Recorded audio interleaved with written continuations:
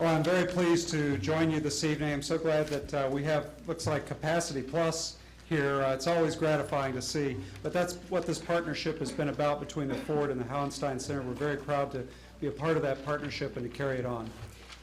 Well, this evening you're in for a treat. Christopher Hitchens is one of the great polemicists of our day. Christopher Hitchens is one of the great prose stylists of Anglo-American journalism. He's a remarkable commentator and public speaker, and Mr. Hitchens' fearless assault on hypocrisy in and outside of the United States is without peer. He was born in Portsmouth, England in 1949, and he read philosophy, politics, and economics at Balliol College at Oxford. He was a major figure in the British New Left. His first book in 1971 was on the Paris Commune. His prodigious output over the last 3 decades has encompassed an astonishing array of issues and people. By my count, he's the author of more than 16 books at this point, and has another one coming out next year. And in all of these books, he has a trademark wit and formidable analytical powers that he exhibits. And he's brought these skills to bear on such widely disparate characters as Bill Clinton, George Orwell, and Lady Diana. Christopher Hitchens, he's a self-described contrarian. And he's been described by Jonathan Rabin as 1 part Balliol dandy and 1 part pit bull terrier. He is rarely predictable, which is one of the reasons we wanted to have him this evening. And I don't think he's ever prone to cliche or political convention. In his writing on the September 11th attacks, on abortion, on the homilies of the left, has stirred much controversy and debate. In fact, his entire career speaks eloquently to a truly independent and critical mind.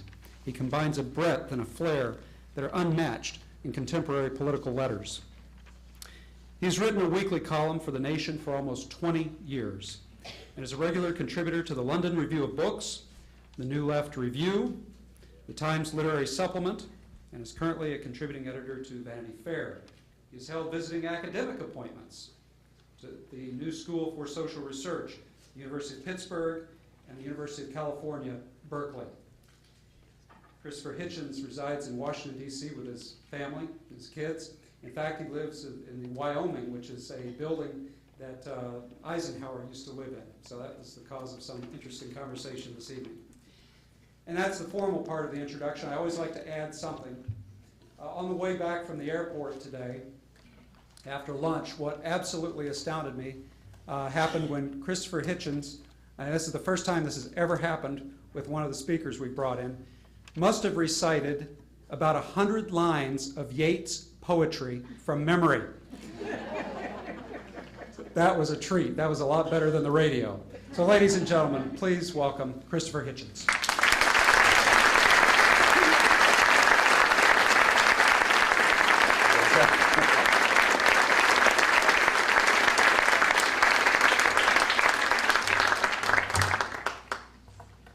Thank you, Glees, for that suspiciously grudging introduction. And thank you very much, ladies and gentlemen, for coming on such a beautiful evening at that. There's no echo that you can hear, is there? Hello? I'm audible, but there's no boom. All right. Thank you very much for coming on such a beautiful evening. I think the lunch we had must have been even richer than I recall. It was an Irish snack. Yeats's best poem, in my opinion, An Irish Airman Foresees His Death, isn't quite 100 lines long, but it seems as if it is. It's an extremely densely packed and lavish poem. I think perhaps the nearest to a perfect poem of the 20th century. If asked, I can do it again.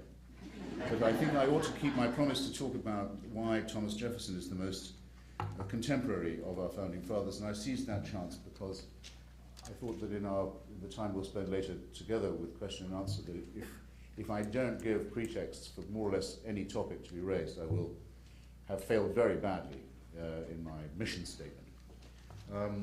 I was asked earlier today what Thomas Jefferson would have thought about various contemporary things, and I said that it's a question I've often had to ask myself, and it's a question a historian almost certainly should never attempt to answer.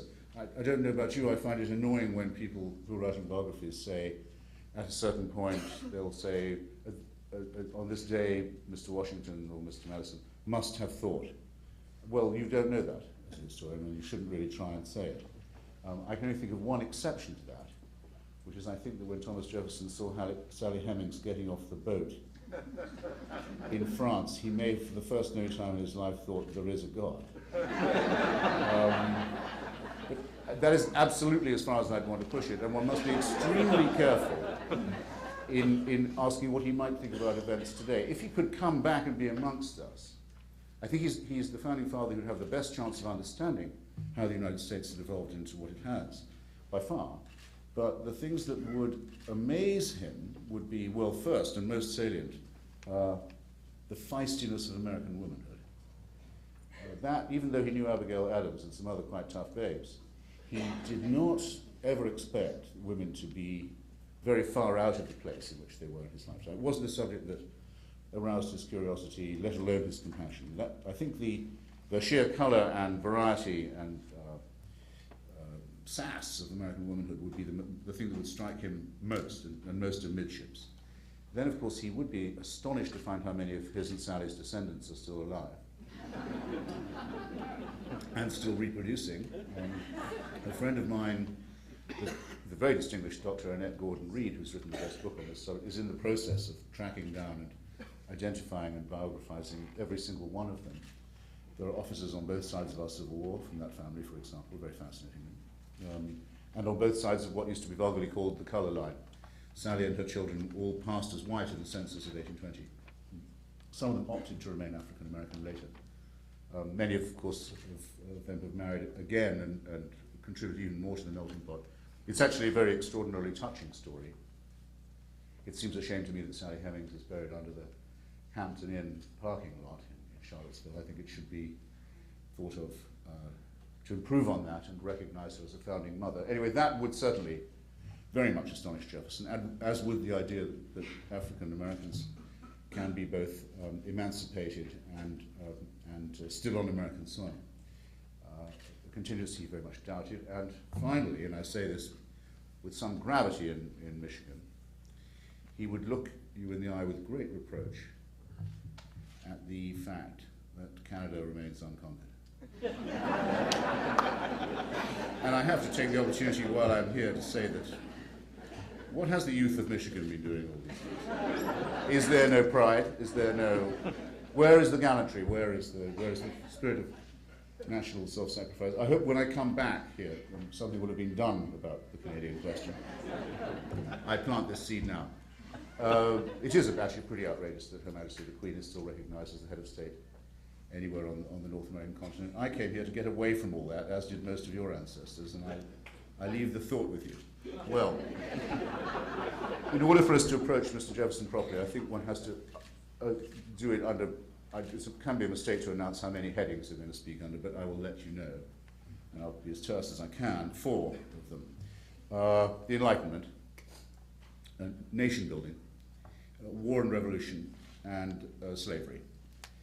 And to start with the Enlightenment, I think one could say that if 18th century Philadelphia was not exactly 5th century Athens, it was nonetheless a very remarkable city at a very remarkable time and a magnet for all kinds of talent, not just intellectual and philosophical, but practical and medical, if you like, scientific.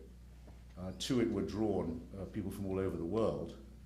My favorite example would be that of Joseph Priestley, who I think can really lay claim to having discovered oxygen, who, when his laboratory was destroyed, his profane instruments were destroyed by a mob of Church and King Tories in Birmingham for his Unitarian opinions, his heretical views, his support for the American and French revolutions. In other words, he was burned out in his laboratory, destroyed in his own country. He took ship and came to Philadelphia, where he was made extremely welcome and became a major contributor to the life of the city.